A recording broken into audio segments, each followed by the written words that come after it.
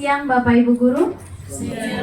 Ya, terima kasih banyak dari kami CGP Angkatan 11 kali ini, dan mohon maaf sudah menyita waktunya Bapak Ibu yang seharusnya bisa santai, bisa kerja yang lain, jadi harus tersita karena kami. Jadi kita mohon maaf dan juga terima kasih banyak atas kesediaannya. Baik, ini untuk yang pertama saya akan menyampaikan diseminasi modul 1.4 terkait budaya positif di sekolah. Positif di sekolah dan juga di kelas bagi Bapak Ibu Guru, baik yang wali kelas maupun yang guru lainnya. Baik, ya tidak usah perkenalan lagi, sudah kenal semua. Kita lanjut. Baik, Bapak Ibu. Nah, di sini untuk yang pertama, kami di Pendidikan Guru Penggerak ini diberikan materi tentang apa itu budaya positif yang menurut Dr. William Glasser. Nah, menurut beliau, budaya positif itu bisa diraih dengan 4 hal ini, tergantung dari 4 hal ini. Sesuatu itu karena adanya dorongan dari lingkungan atau ada dorongan dari yang lain. Karena terkadang kita melakukan sesuatu karena ingin menghindari rasa sakit atau ketidaknyamanan. Terkadang juga kita melakukan sesuatu untuk mendapatkan apa yang kita mau. Pernahkah Anda melakukan sesuatu untuk mendapatkan senyuman atau pujian dari orang lain, atau untuk mendapatkan hadiah, atau untuk mendapatkan uang? Apa lagi kira-kira alasan orang melakukan sesuatu tersebut? Kita saja, Bapak Ibu Guru, contoh ini, contoh konkretnya, kita datang sebelum jam 7.00 kira-kira karena apa? Itu yang dimaksud dengan budaya positif terkait pengontrolan diri. Bahwasanya semua perilaku itu pasti memiliki tujuan. Seperti yang kita ketahui, kita bertindak sesuatu pasti karena ada tujuan kita. Begitu pula dengan anak didik, kenapa dia mau mentaati peraturan, kenapa dia melanggar peraturan, karena dia memiliki tujuannya sendiri. Seorang pribadinya sendiri, bagaimana dia mengontrol dirinya dan menciptakan pilihan-pilihan dalam hidupnya. Budaya positif itu hanya bisa diterapkan dengan seperti itu. Dan yang terakhir adalah realitas kehidupan kita itu berbeda.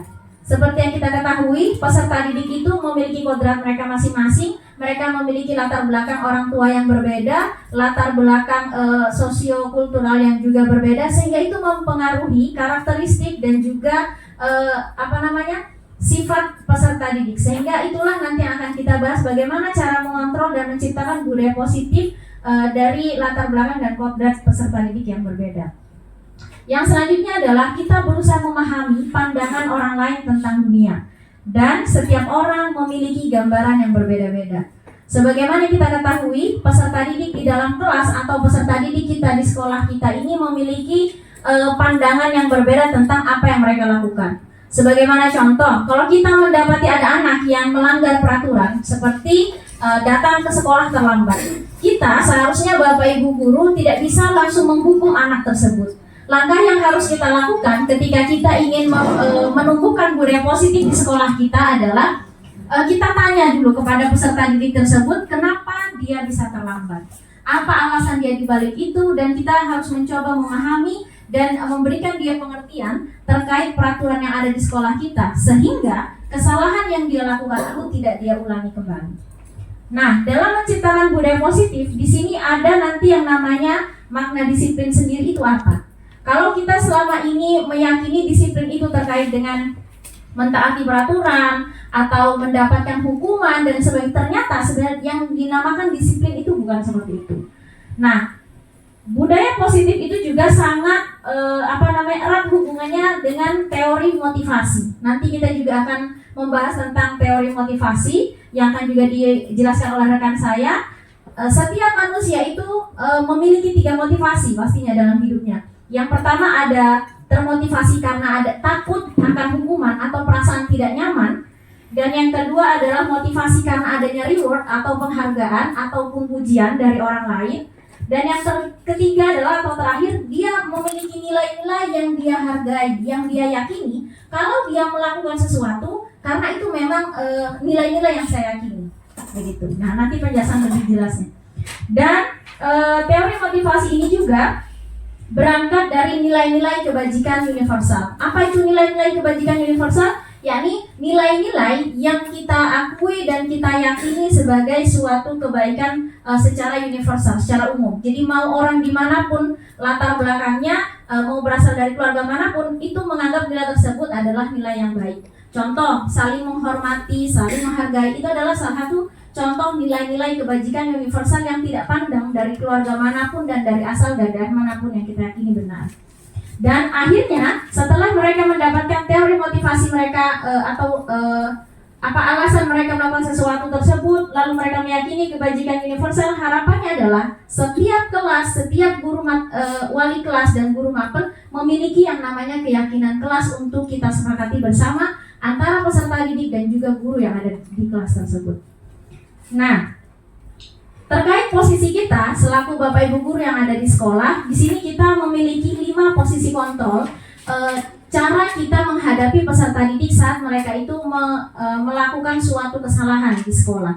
Apa saja 5 posisi kontrol itu? Ada penghukum, ada pembuat rasa bersalah, ada posisi kontrol sebagai teman, pemantau, dan juga sebagai manajer. Yang mana dari kelima posisi kontrol ini yang terbaik adalah sebagai manajer. Nah, apa perbedaannya? Ini juga nanti akan dijelaskan oleh rekan saya. Ketika tadi saya sampaikan bahwasanya di antara 5 posisi kontrol ini yang terbaik adalah posisi manajer. Kenapa? Karena nanti posisi manajer, Bapak Ibu guru yang memposisikan dirinya sebagai manajer, dia akan menerapkan yang namanya segitiga restitusi. Apa itu segitiga restitusi? Juga akan dijelaskan oleh rekan saya nanti. Nah, semua ini kedisiplinan yang ingin kita terapkan kepada peserta didik dan juga motivasi yang ingin kita bangun dalam setiap diri peserta didik dan juga keyakinan kelas yang sudah kita buat nantinya dan kaitannya dengan posisi kontrol yang kita lakukan selaku Bapak Ibu guru, harapannya adalah kita selaku Bapak Ibu guru yang ada di sekolah ini bisa memenuhi 5 kebutuhan dasar manusia. Karena diyakini dalam dunia pendidikan sebagaimana disampaikan oleh Bapak pendidikan kita, yakni Bapak Ki Hajar Dewantoro, sesungguhnya manusia yang berperilaku di luar nalar atau mungkin kita biasa bilang nakal atau melampaui batas, sesungguhnya kalau kita mau telusuri lebih jauh, itu dikarenakan ada salah satu dari kebutuhan dasar yang tidak dipenuhi dalam dirinya. Contoh, siswa mungkin yang sering ribut di dalam kelas bisa jadi dikarenakan mereka itu kebutuhan dasarnya tidak merasa tidak terpenuhi rasa kasih sayang dan diterima, entah itu di rumahnya, entah itu oleh Bapak Ibu gurunya, sehingga dia ingin mencari perhatian dari Bapak Ibu gurunya dengan membuat tanda kutip masalah untuk terpenuhi kebutuhan dasar dia. Nah, mari kita sama-sama belajar apa saja dan apa saja indikator dari 5 kebutuhan dasar manusia ini. Next, Ibu Salwi. Selanjutnya, di sini ada alur penerapan budaya positif. Sesuatu itu karena adanya dorongan dari lingkungan atau ada dorongan dari yang lain. Karena terkadang kita melakukan sesuatu karena ingin menghindari rasa sakit atau ketidaknyamanan. Terkadang juga kita melakukan sesuatu untuk mendapatkan apa yang kita mau. Pernahkah Anda melakukan sesuatu untuk mendapatkan senyuman atau pujian dari orang lain? Atau untuk mendapatkan hadiah, atau untuk mendapatkan uang? Apa lagi kira-kira alasan orang melakukan sesuatu tersebut? Kita saja, Bapak Ibu guru, contoh konkretnya, kita datang sebelum jam 7.00 kira-kira karena apa? Apakah dikatakan sudah menerapkan disiplin diri saat dia ini sudah menjadi manusia yang merdeka?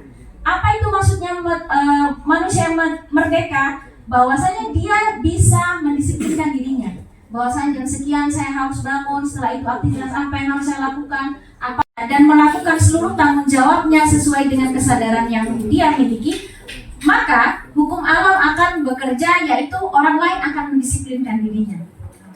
Contoh konkret, kalau kita kepada anak didik, kalau anak-anak jam 7.00 belum masuk ke dalam kelas, mereka tidak memiliki kesadaran, tidak menggunakan atribut yang lengkap, tidak piket dan lain sebagainya. Kalau mereka tidak memiliki kesadaran itu semua, di sanalah kita akan berperan untuk mendisiplinkan mereka.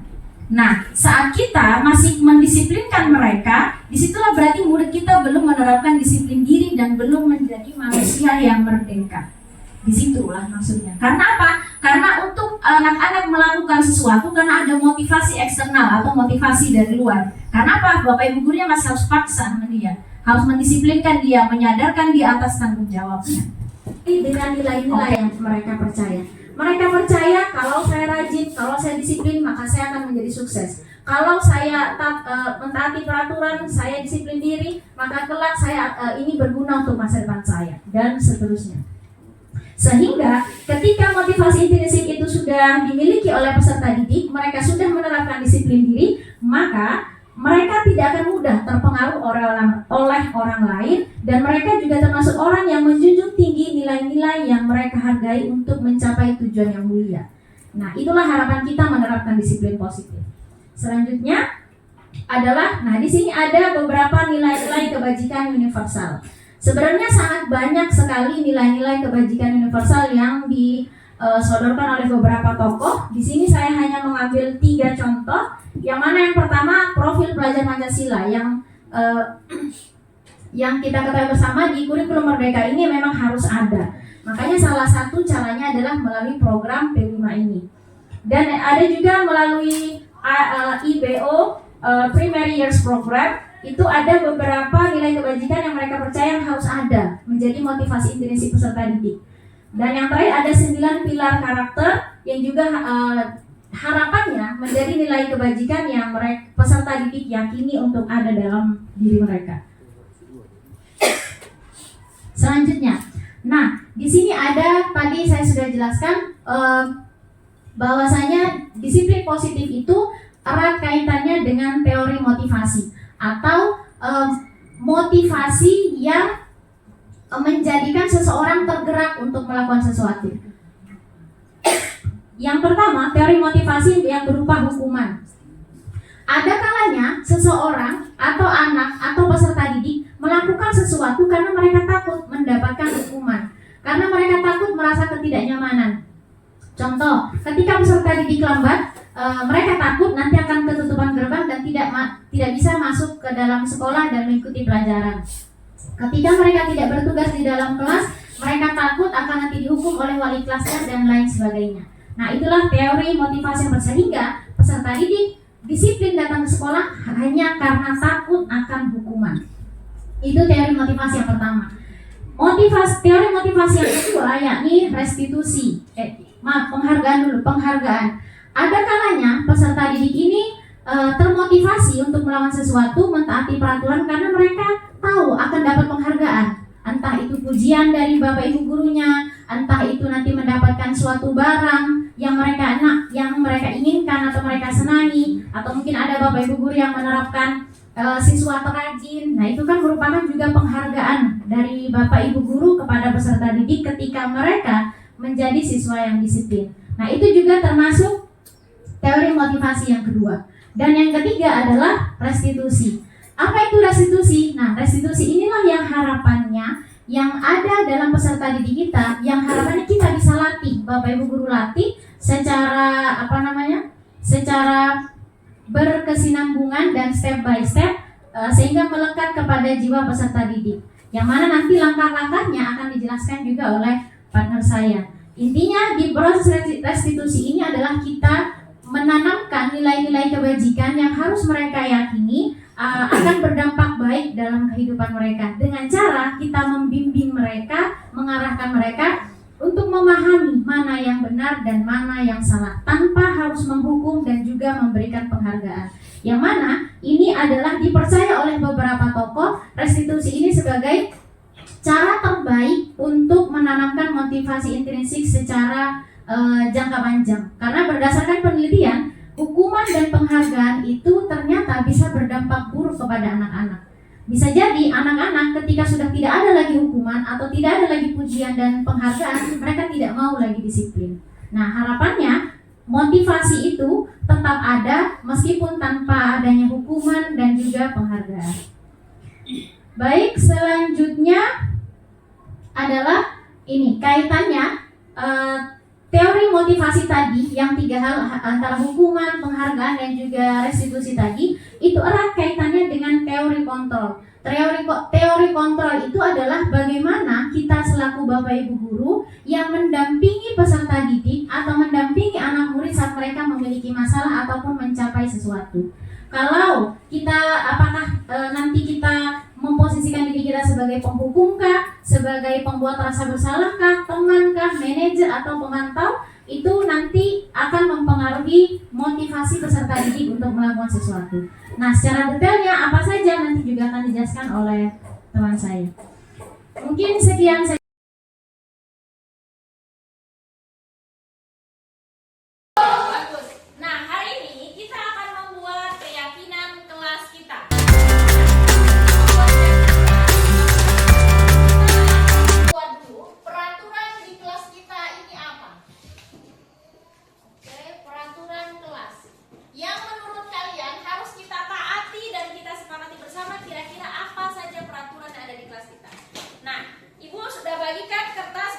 sticky note di kalian. Jadi isi satu orang cukup mengisi satu peraturan saja.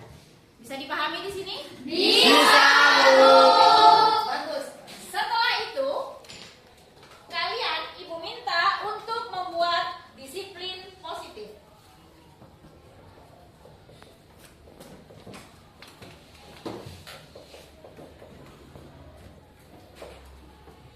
Untuk disiplin positif ini, maka dari peraturan kelas yang sudah kalian tulis, rubahlah menjadi kalimat yang positif. Bisa? Bisa, Bu. Sampai sini ada pertanyaan? Tidak, Bu. Yuk kita boleh tempelkan mulai dari sana untuk yang peraturan kelas dulu, lalu baru disiplin positif. Silakan. Ditulis yang sudah selesai, silakan kumpulkan di depan. Tempelkan sesuai ini. Yang peraturan kelas, yang disiplin positif. Silakan lanjut.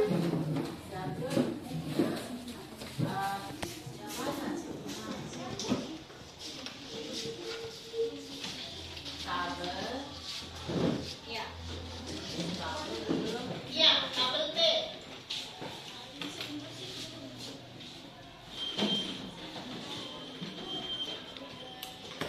Ingat yang bagian disiplin positif di sini peraturan kelas di sana ya.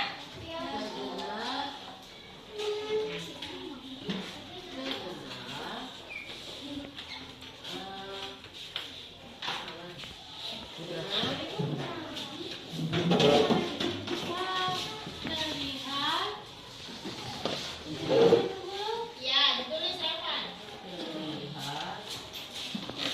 Oke, satu orang satu saja. Ya. Terus Evan ini tempelkan.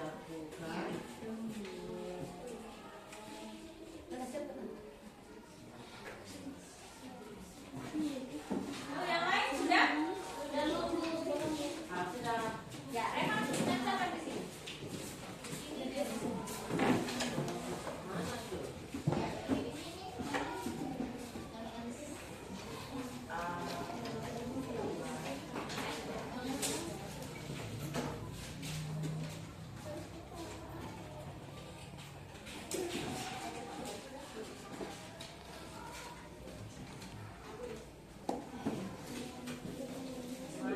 Oke. Sudah? Kalau sudah selesai, Ibu akan menjelaskan ini apa ini tabel T. Yuk, kalau sudah selesai dijelaskan.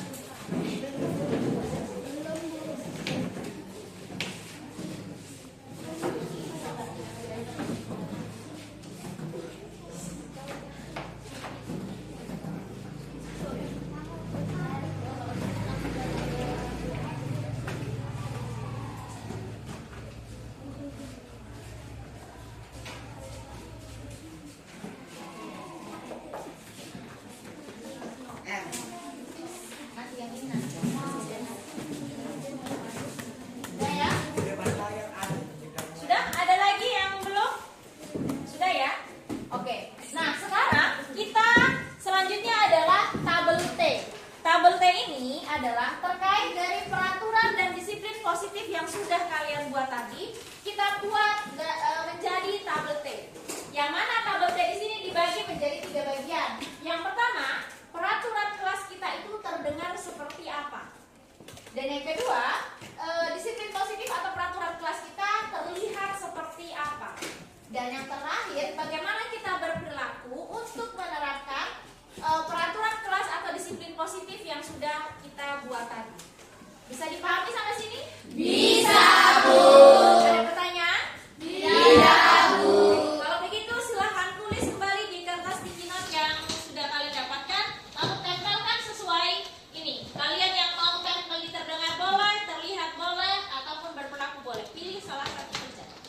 Yang kertasnya kurang boleh kita dihitung. Ya. Kurang?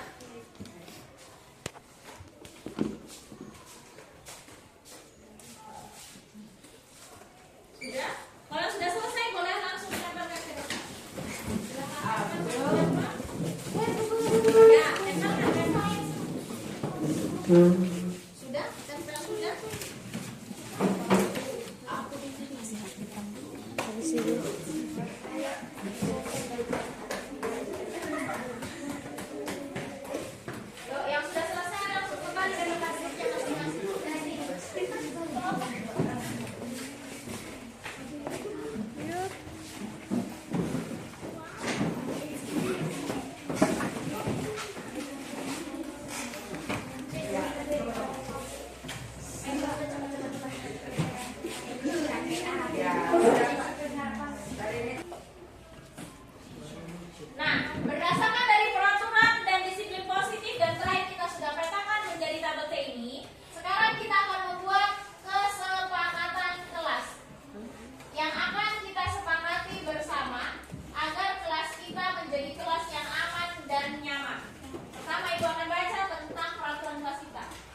pertama, tidak boleh bersikap tidak menghormati dan tidak sopan pada Bapak Ibu guru. Maka menurut kalian apa disiplin positifnya? Ketika kita tidak boleh bersikap tidak menghormati, ya, Nafi silakan. Menghormati dan bersikap sopan pada sebagai guru dan teman-teman. Oke, saling menghormati. Oke, tepuk tangan untuk Nafi. Saling menghormati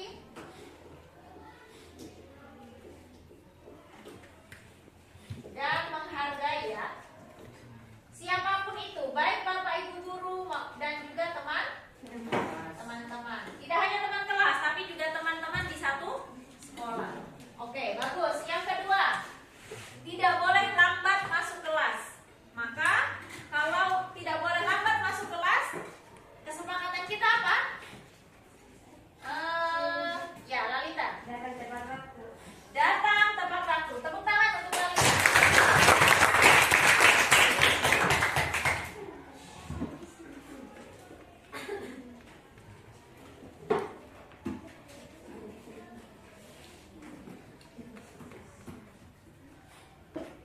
Selanjutnya, yang nomor 3.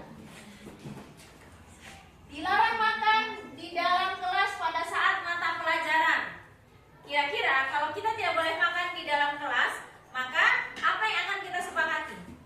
Ya, kita menjaga kebersihan. Oke, tepuk tangan untuk ini. Menjaga kebersihan kelas.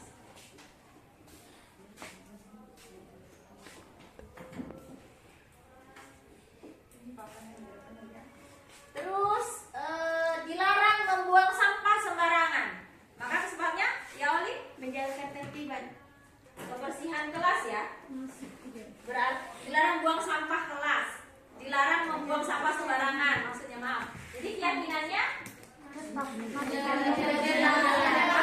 tetap ya menjaga kebersihan. Kalau ketertiban tadi lebih pada atau kita ganti saja untuk yang datang tepat waktu kita agar lebih meluas. Berarti di sini menjaga ketertiban kelas. Bagaimana? Oke, itu hapus ya. Jadi terkait ketertiban itu tidak hanya datang tepat waktu, tapi juga saat di kelas tidak boleh ribut. Oke.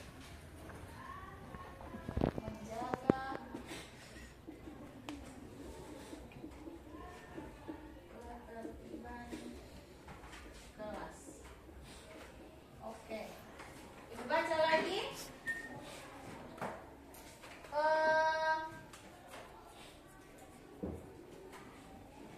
Tidak boleh mengganggu teman yang sedang beribadah. Kira-kira kesepakatannya? Saling Menghormati dan menghargai. Sudah ada ya? Oke. Kira-kira kalau sebelum dan sesudah pelajaran kita harus apa? Nah, maka kesepakatannya adalah kira-kira apa? Berdoa sebelum belajar. Ya, Rinin, silakan. Setiap mata pelajaran wajib dimulai dan diakhiri dengan doa. Ya, memulai dan mengakhiri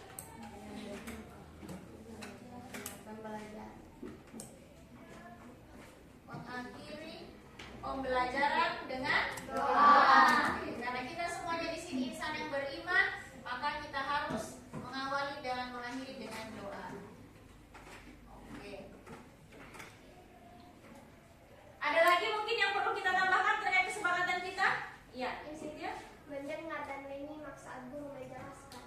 Oke, kira-kira kalau mendengar dan menyimak guru menjelaskan itu masuk apa? Saling menghormati dan menghargai. Menghormati dan menghargai. Ya, masuk di sini ya. Jadi tidak hanya Bapak Ibu guru yang jelaskan, saat temannya mengemukakan pendapat, kita juga harus menghargai, mendengarkan apa yang teman sampaikan. Oke, ada lagi yang belum tercover di sini? Menjaga kebersihan sudah, sopan santun sudah, tidak makan di kelas. Oh, ini ada yang menarik. Wajib memakai atribut lengkap. Masuk di mana itu? Ketertiban ini berarti kalau hari ini hari apa anak-anak? Contohnya?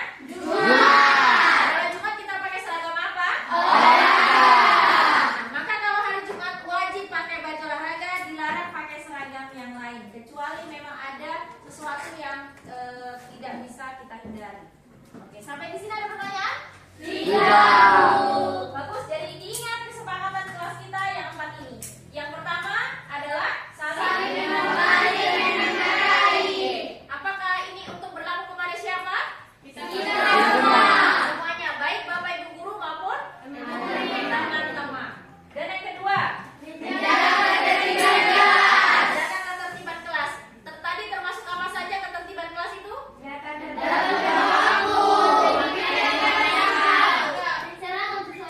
Seragam sesuai Atribut lengkap. tidak ribut dan lain-lain. Dan yang nomor 3, menjaga kebersihan kelas. Termasuk apa di sini? Tidak makan di kelas. Bersihkan kelas. Yang setiap 1 minggu 1 kali apa itu? Piket kelas. Laksanakan piket kelas dengan tanggung jawab. Oke, dan yang terakhir?